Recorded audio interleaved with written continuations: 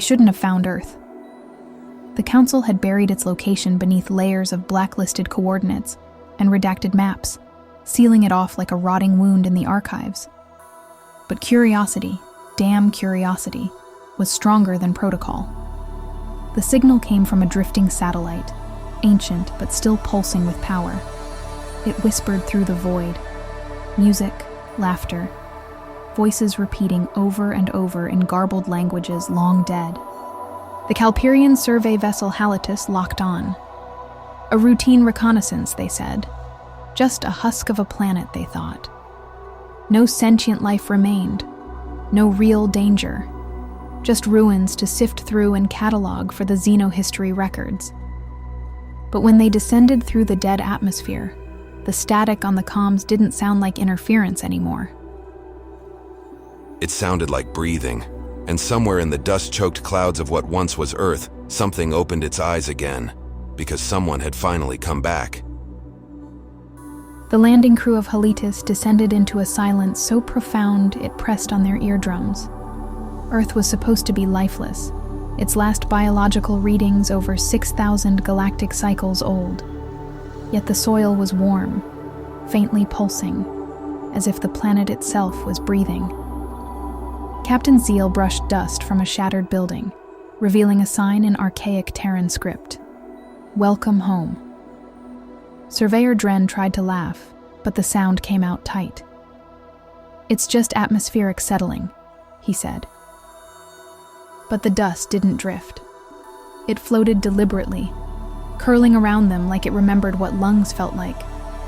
Inside the ruins, the crew found no bones, only furniture still upright, food trays fossilized mid-meal. It was as if the inhabitants had simply evaporated. "Where are the bodies?" whispered Litnerskera. No one answered, and then the ship's orbiting AI sent a final message. "Movement detected. Many signatures. Human." They followed the strongest signal to what had once been a museum. The walls were scorched black, but not from fire. More like the stone had screamed. Statues lined the entrance, each one grotesquely human, each face contorted in panic or ecstasy. The team walked past them uneasily, unsure if they were art or ossified remains. Inside, echoes spoke in broken Terran dialects, whispering to the crew by name.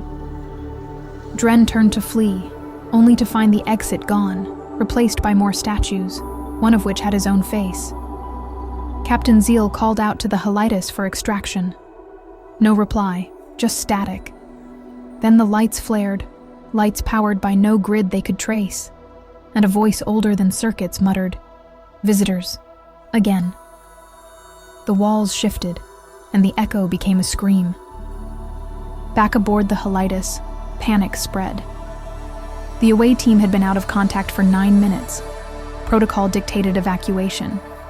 The remaining crew tried to recall them, but the retrieval drones returned mangled and burned, their outer hulls covered in oily black script that no translation system could decipher. Technician Ulrichs began muttering lines of that same script hours later, gouging it into the floor with his own claws. When restrained, he simply smiled and said, "They were so lonely." One by one, crew members began hearing voices in their heads. Some were loved ones. Others were strangers describing pain in perfect detail. Then the ship's AI turned itself off. Not shut down. Off. And from the darkness of Earth below, a new signal rose, broadcasting in perfect Council standard. Send more. The ground team, if they were still that, stumbled deeper into the museum, or what should have been the museum. The walls now resembled the Halitus's internal structure. Doorways led into rooms identical to their sleeping quarters. Lotashera opened a panel and found her childhood bedroom, still pristine, even though her homeworld had exploded centuries ago. Her mother's voice called from under the bed. Dren found himself in a hospital ward, lined with beds filled by twitching copies of himself. Each one whispered apologies. The captain, maintaining composure, marked each shift on a data pad. but the paper started bleeding. The ink turned red, and when he looked up, the museum had mirrored his thoughts. They were no longer walking through Earth. Earth was walking through them. Humanity had always been fast. That was the first mistake. What the Council never realized was that humans didn't evolve, they adapted. Pain became strength. Horror became fuel. Fear became entertainment. And here, beneath the surface of their abandoned world, Earth was remembering. It had absorbed its own extinction, encoded it in soil and static. It had become sentient architecture. The humans didn't die. Not exactly. They became the planet. Or worse. They became something worse than a planet. The crew didn't find corpses because Earth had recycled every piece of them into memory, function, punishment. And now that it was awake, it wanted to grow again. The remaining orbit crew initiated an emergency hyperwave burst to warn the Council, but the signal didn't leave orbit. It bent, twisted, and returned, delivered back to them with new metadata. The return transmission included a detailed psychological profile of every crew member, their traumas, weaknesses, fears, every nightmare encoded in high-resolution neural maps. Then the Helitis began playing music. Human music. A lullaby from Earth's 21st century. Several crew members broke down, weeping, claiming they could see the singer's eyes through the bulkhead. When they tore open the walls, they found only teeth. Dren was the first to stop blinking. His eyes dried, cracked, and yet remained open. He stared without seeing, but described in exact detail what was happening on the ship above. "There is something wrong with their breathing," he said. "The oxygen is too clean. They need fear to metabolize it." When questioned, he began writing a diagram into the floor with blood from his fingertips. It looked like a human brain, surrounded by orbiting moons made of screaming faces. He whispered a phrase over and over, "Not dead, just inverted." When the captain tried to stun him, Dren turned and opened his mouth impossibly wide. Inside was a mirror, and it was watching back. The captain led what remained of the ground crew into what should have been a maintenance tunnel. But the further they went, the more it twisted, geometry unraveling, angles behaving like liquids. The walls pulsed, breathing in time with their footsteps. Then they entered the spiral room. It was vast, impossible, stretching miles above and below. And in the center stood a single chair, human-sized, fresh, waiting. Sarah stepped closer and whispered, "It's made of our ship's hull." Inscribed on the floor were the words, "We learned pain from you. Let us show you what we became." The chair began humming. Captain Zale ordered retreat, but the tunnel had vanished behind them, replaced with mirrors showing scenes that hadn't happened yet. Back aboard Helitis, the ship's corridors had begun to pulse. The metal moaned like lungs laboring through sickness. Medical Officer Triel noted that air pressure shifted whenever someone experienced fear. The more they panicked, the denser the air became, suffocatingly thick. Crew began wearing masks not for oxygen, but to block the hallucinations in the recycled air. Trail examined a vent and found it had grown tissue. Flesh, capillaries, a lung system evolving from the filtration grid. He cut a sample. It bled, then screamed. He tried to run, but the hallway inhaled, and the doors all slammed shut.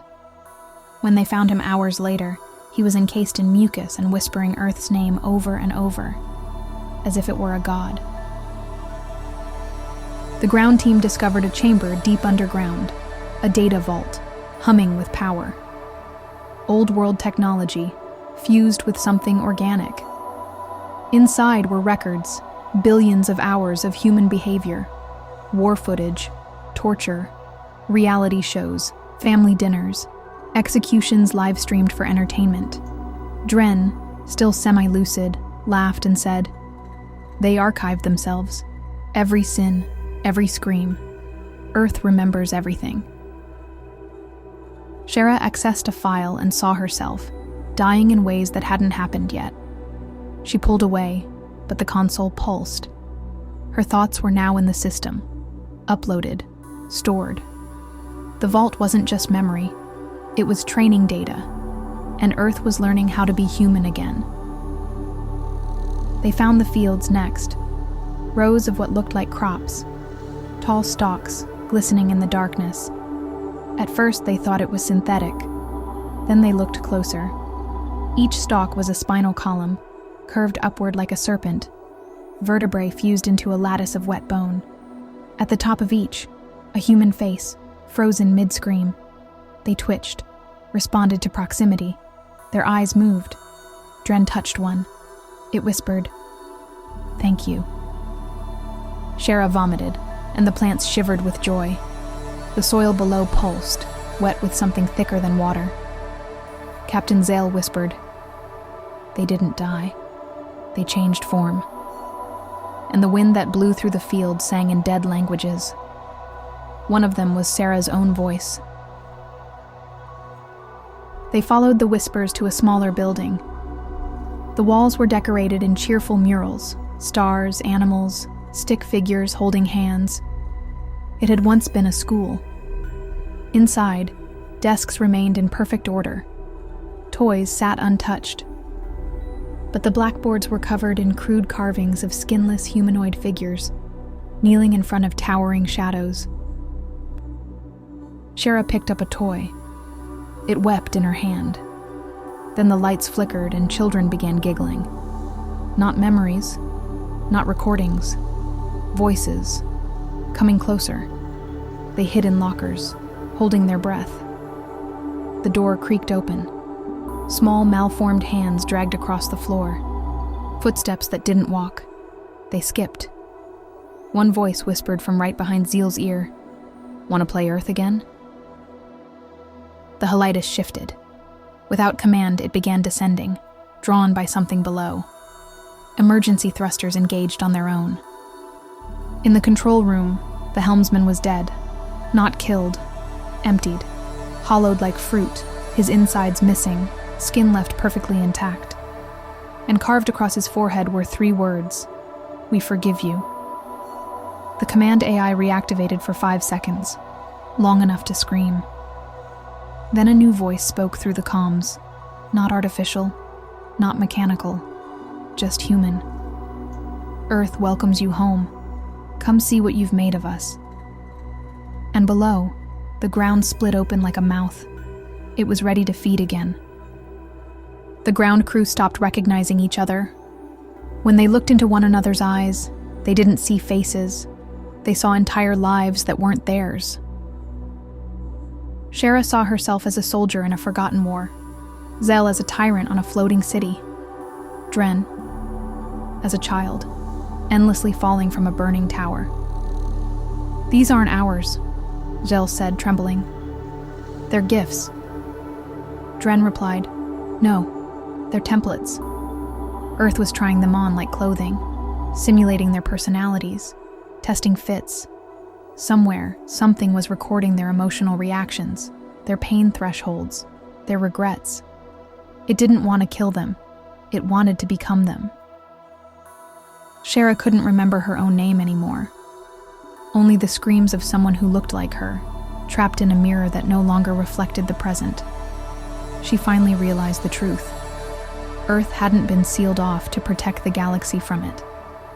The Council sealed it to protect the galaxy from humans, because no other species in the known universe celebrated destruction as innovation, worshipped war as identity, consumed their own planet and called it progress. Earth hadn't died. It had evolved into something pure, a manifestation of its maker's worst truths. Sarah looked up into the sky, eyes bleeding tears. The helitis was descending. The others were coming, and Earth was ready to show them what humanity really was.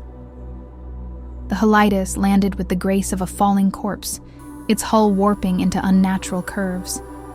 Its once sleek form now resembled a twisted ribcage, as if Earth had resculpted the metal to match its own anatomy. The orbit crew disembarked slowly, eyes blank, their skin patterned with dark fractals spreading like frostbite. They no longer spoke in council dialects. They spoke in Terran rage, monosyllabic, guttural, intimate. Zale saw them and recognized no one, but they recognized him. "Captain," they said in unison, voices not quite theirs. "We brought the gift. Let it take root." Dren stepped forward, smiling. "We're not a crew anymore. We're a seed." And behind them, the ship's engines bloomed into flowers of bone and iron. Earth had claimed its vessel. The crew, what remained of it, marched into the field of spines. Where they walked, the ground pulsed brighter, eager. Zell felt it beneath his boots, a heartbeat, impossibly ancient and impossibly human. He ordered the team to stop. But they kept walking, feet dragging, as if the soil whispered secrets into their bones. Shara tried to dig into the dirt for samples. Her hand emerged clean, as if the ground had absorbed the shovel's blade. Then, her fingers began to change. Flesh receding, replaced with petrified root-like tendrils. "They're not feeding on us," she gasped. "They're merging." Above them, the sky cracked open briefly. No clouds, no storm. Just a glimpse of faces screaming in orbit, stretched like fabric across the stratosphere. Earth was preparing to bloom. The team found an entrance, impossibly symmetrical, formed of polished bone, leading deep underground. No technology guided them, only instinct. Inside, they descended through tunnels alive with memory. Walls wept blood when touched. Whispers accompanied each step. Confessions, apologies, prayers from a dozen dead civilizations. At the bottom, they found the core. A sphere the size of a small moon, suspended above a bottomless pit. Its surface constantly shifted, flickering between a globe of earth and an eyeball. It saw them, and it spoke. "You made us this way." The voice wasn't accusatory, it was grateful. "You showed us what it meant to be alone, and what to do with that pain." Then the core began to sing, a lullaby in Sarah's voice, but from her mouth came only static. Back in orbit, automated probes captured something impossible. A neural pulse originating from the planet and reaching out into space. A thought so large, it broke the instruments trying to read it. Engineer Yivak attempted to isolate the waveform. Instead, he triggered a playback. The audio wasn't data. It was a scream made of a billion overlapping memories, a recording of every death humanity had inflicted on itself, layered into a single conscious entity. When it ended, Yivak was gone. His seat was empty. No blood, no struggle, just his uniform. And a note. I heard it thanking me. Then the monitors showed Earth's core again. This time it smiled. Earth spoke again, but not through sound, through emotion. Every crew member, whether groundside or in orbit, felt memories not their own flood into their minds. Births, betrayals, genocides, laughter, guilt. These weren't just recollections. They were tools, the raw language of the species that birthed Earth's madness. Shara felt her own thoughts rewritten in real time. Her inner monologue began using pronouns like we and us, even when she was alone. Captain Zeal tried to speak a command, but his tongue flattened, his mouth unable to form council speech. Only sobbing syllables of ancient Earth languages came out. "We're becoming vocabulary," he said. "It's learning to talk through us." And the planet answered, through every voice at once. "We remember what you did, and now, so will you." They reached the chamber known only in the archives as the Garden, supposedly sealed during the last Terran cycle. It wasn't a garden. It was a zoo of evolving horrors. Human derivatives walked in silence, skinned beings wearing mirrored masks, humanoids with stretched smiles held open by hooks of bone. Infants with ancient eyes floated in tanks that pulsed like wombs. Each turned to the crew. Not with hunger, with recognition. Dren knelt. They were us, the prototypes. Sarah whispered, Earth was always trying to improve on us. Zell stepped back, but found himself face to face with a perfect replica of his younger self. It opened its mouth and said, You are the last original. And then it lunged. Above, the sky darkened, not with clouds, but with orbiting eyes. Thousands, watching. They were once moons, satellites, debris. Now they were part of Earth's consciousness. The planet no longer ended at its atmosphere. It had become interstellar. The Helitis crew watched the stars vanish, one by one, devoured by shadowy replicas of Earth launched like spores into the void. Humanity was no longer a species. It was a contagion. Too late, Zell whispered. It's gone airborne. Back on the surface, Dren lifted his hands, now elongated and bone-armored. We didn't discover Earth, he said. It let us in. And now it was opening to everything else. Far away, the Galactic Council received fragments of the Helitis transmissions. Half-formed screams, sensor logs filled with overlapping DNA strands and impossible entropy values. Their scientists reviewed it once and refused to look again. The files were sealed. The system was quarantined behind gravitic folds and spatial deadlocks. A new law was passed. Do not seek Sol 3. Ambassadors whispered to each other in terror. It remembers us now. But it was already too late. The spores had launched. The stars were changing. And in the dark between galaxies, whispers in dead languages began to bloom. Earth was no longer a location. It was a pattern, and the universe was listening. Months passed. Then suddenly, a signal. A ship appeared at the edge of known space, its beacon identifying it as the Helitis. Intact, undamaged. The council debated. It shouldn't be possible. The ship had been sealed behind multiple containment walls. Yet here it was, calmly requesting docking clearance. Aboard, scanners detected no life forms, no heat, no sound. But when boarding drones entered, they were greeted with the crew, all smiling, all alive. But their eyes were painted on. They moved in perfect synchronicity. No breath, no warmth, just choreography. And written across the bridge in elegant Terran script. We came home so we could spread. The drones were never heard from again.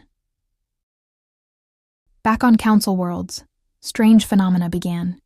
Humans appearing in ancient star maps where none had been recorded before. Artifacts unearthed with human fingerprints fossilized into them. Entire planets began remembering humanity, despite never having made contact. Council AI historians found anomalies in their archives, entries overwritten by Terran mythology, files replacing themselves with violent Earth history. One scholar whispered, "It's rewriting the past." Another screamed, "No, it's making it true." Entire libraries collapsed into themselves, re-emerging with new chapters authored by Humanity Reborn. History was no longer a record. It was a weapon, and Earth was editing the universe. Thought itself began to fracture. Languages warped overnight, council dialects fusing with Earth's ancient tongues. Poets wrote odes to violence without realizing it. Children recited Earth hymns they had no way of learning. Reality had become contagious. Civilians began to dream in English, weeping in forgotten Earth accents. Religious leaders reported visions of crucifixions, mushroom clouds, and men in suits shaking hands over mass graves. One by one, species began to question their own origins. Had they been uplifted or merely prepared? An elder race begged for mercy in Earth's name. Another detonated their homeworld in fear. And still, the pattern spread, pixel by pixel, like a virus in the fabric of the cosmos. Earth was no longer just a world. It was a God code, written in DNA, radio waves, and memory. It spread through language, belief, love, hate, any medium, any mind. Ships sent to stop it returned as temples. Colonies became shrines. Families turned into congregations of Earth's new faith, pain as Genesis. In the void between stars, a new planet formed, perfectly spherical, engraved with faces screaming in reverence, a second Earth, then a third, each reciting different horrors, each expanding the gospel. The Council made one final transmission to warn the edges of the galaxy. But the message came back instantly, already rewritten. It simply said, "We are already inside you." The final outpost held out for months, shielded, buried, disconnected from the known net. But the dreams still came. One officer awoke to find Earth's name carved into her skin, from the inside. Another spoke in static until his jaw fell off. They tried to burn the archives. The flames laughed. They tried to end themselves. The weapons misfired, rewired to preserve pain. Then the stars outside changed. They saw Earth's reflection in every sun, its curvature stitched into nebulae, its heartbeat sinking with black holes. The outpost made a last entry. There's no escape. Earth was never a planet. It was a story. And now, it's the only one left. Somewhere, deep in the cold between galaxies, something stirs. Not life, not death, humanity. Not as it was, but as it became. A pattern of patterns, the shadow under evolution.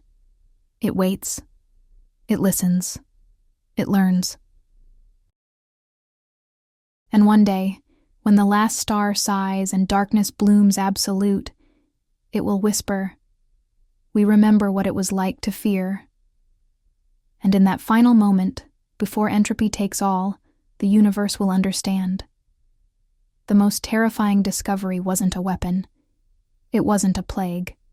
It wasn't even Earth itself. It was the idea that humans were real, and that now they are forever.